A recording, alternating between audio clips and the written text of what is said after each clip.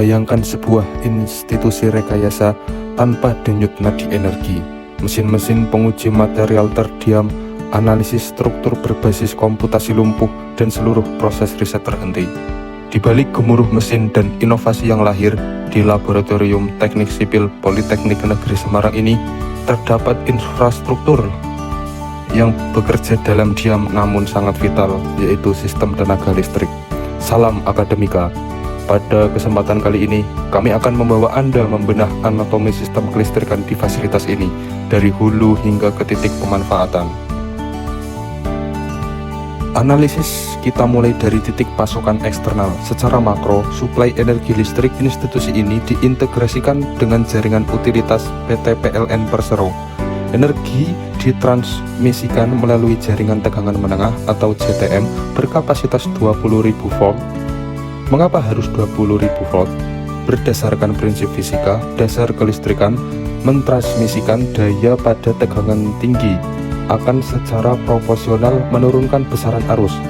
Penurunan arus ini merupakan rekayasa teknis yang krusial untuk mereduksi power losses atau rugi-rugi daya yang terbuang menjadi panas akibat resistasi penghantar selama perjalanan jarak jauh. Dengan manajemen tegangan ini, suplai yang juga merupakan bagian dari sistem interkoneksi Jawa-Bali tersebut memastikan keandalan tingkat tinggi terhadap kontinuitas pelayanan daya ke institusi pendidikan kita. Setelah energi potensial sebesar 20 kV tersebut mencapai area kampus, energi ini tidak dapat serta-merta diaplikasikan pada instrumen laboratorium. Tegangannya masih terlalu masif dan destruktif untuk peralatan mekanikal standar, sehingga disinilah gardu distribusi kampus mengambil peran transisional primer melalui perangkat transformator step down. Beroperasi berdasarkan hukum induksi elektromagnetik Faraday, transformator ini memfasilitasi konversi tegangan.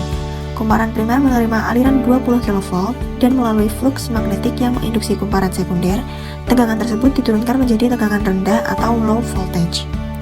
Spesifikasi keluarannya dipatok presisi pada 380 volt untuk sistem 3 fasa dan 220 volt untuk sistem 1 fasa dengan frekuensi kerja 50 Hz.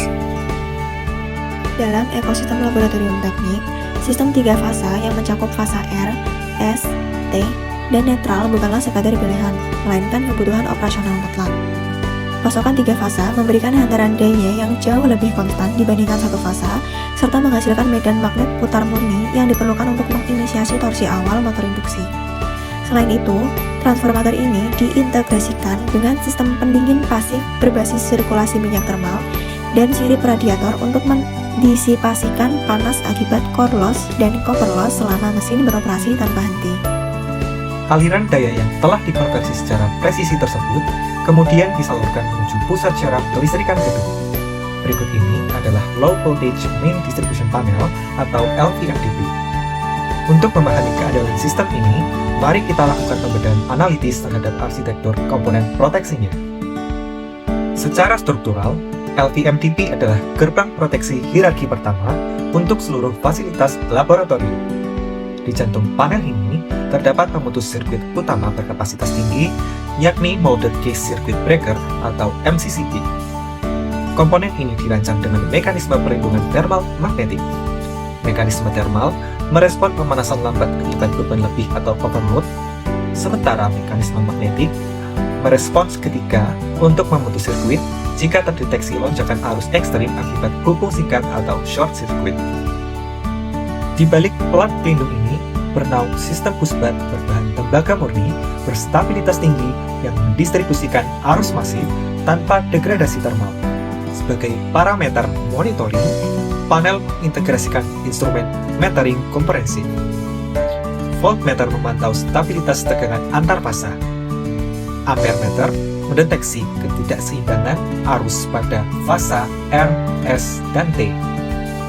Yang paling esensial untuk beban laboratorium teknik sipil adalah Cost-P-meter atau pengukur faktor daya, guna evaluasi efisiensi konsumsi daya reaktif sebelum energi didistribusikan ke area pengujian. Setelah melalui proses kendali sentral di LVMDP, distribusi daya dipecah menuju subdistribution panel atau SDP melalui infrastruktur instalasi kabel tray yang terzonasi. Pada level subdistribusi ini, sistem proteksi diserahkan pada miniatur circuit breaker yang mengamankan sirkuit cabang tunggal dari panel. Inilah energi bermuara langsung pada instrumen-instrumen laboratorium. Berdasarkan tujuan sifat impedansinya, laboratorium teknik sipil mengoperasikan dua klasifikasi beban utama. Pertama adalah beban resistif. Karakteristik beban ini mengonsumsi daya aktif murni yang langsung berkonversi menjadi energi cahaya atau thermal. Contoh aplikatifnya adalah sistem iluminasi ruangan serta elemen pemanas pada oven pengering yang mensimulasikan temperatur ekstrim pada material uji agregat beton. Kedua, dan yang mendominasi konsumsi energi di lab ini adalah beban induktif. Beban ini dipresentasikan oleh gulungan kawat stator pada motor-motor listrik bolak-balik. Perangkat berat seperti concrete mixer, sistem pompa hidrolik pada universal testing machine, dan kompresor udara sangat bergantung pada beban induktif. Motor-motor ini menyerap daya reaktif dari sistem.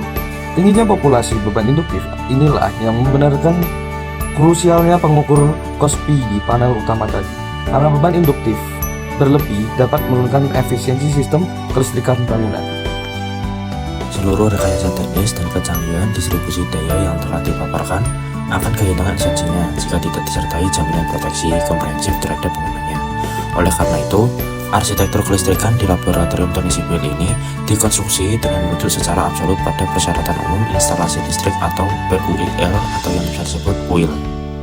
Pilar paling vital dalam regulasi tersebut adalah implementasi sistem pembumian atau grounding. Dapat kita amati, mayoritas instrumen di laboratorium ini menggunakan sasis berbasis logam berat yang konduktif. Sistem pembumian menjamin bahwa jika terjadi degradasi isolasi yang memicu kebocoran arus ke badan mesin, arus liar tersebut akan langsung diantisipasikan ke bumi melalui elektroda berresistensi sangat rendah di bawah 5 ohm. Ini mengeliminasi risiko tegangan jantung fatal bagi para praktikan. Sebagai konklusi existing, kelistrikan laboratorium teknik sipil Polnes tidak sekedar menerapkan topologi jaringan radial yang aman, namun bertindak sebagai urat nadi yang menopang seluruh aktivitas Tridharma perguruan tinggi. Keandalan kelistrikan ini membuktikan bahwa perancangan infrastruktur teknik sipil modern selalu bergantung pada pasokan energi yang mumpuni. Kedepannya, tantangan kita bukan hanya pada perawatan preventif, namun juga pada integrasi smart monitoring berbasis Internet of Things guna mewujudkan fasilitas bangunan yang efisien dan berkelanjutan. Terima kasih atas atensinya dan salam akademika.